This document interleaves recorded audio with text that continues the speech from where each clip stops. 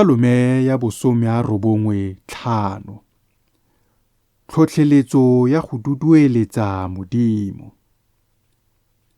Tla yang a re dudueletseng Morena, re ipeleleng lefika la pholoso ya rona, a re tleng fa pele ga sefatlhego sa gagwe ka malebogo, re mo ipeleleng ka dikopelo tsa pako, gonne Morena ke Modimo o mogolo, ke kgosi e kgolo, mmusi wa medimo yotlhe, yo mateng a lefatshe a leng mo seatleng sa gagwe, yo ditlhoa tsa dithaba e leng tsa gagwe, yo lewatle e leng la gagwe, o le tlhodile, le lefatshe le le omileng ke la gagwe, diatla tsa gagwe di le bopile.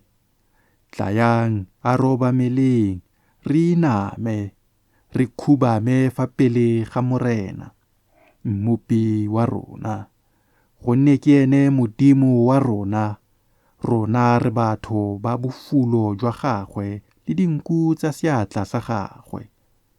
Ekete lo kabo lo utlwa lentswe la gagwe ka jeno, se thatafatseng dipelo tsa lona jaaka kwa Meriba, le ka letsatsi la masa mo sekakeng, kwa borra lona ba nthaetseng teng, ba nteka, e tswe ba bonye ditiro tsa me.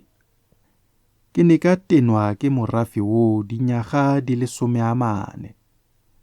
Ka bua ka re, batho ba, ke ba dipelo di timetseng, ga ba itse ditsela tsa me. Ke gona ka moo ke ikanneng mo bogaleng jwa me ka re, ga banke ba tsena mo boikhutsong jwa me.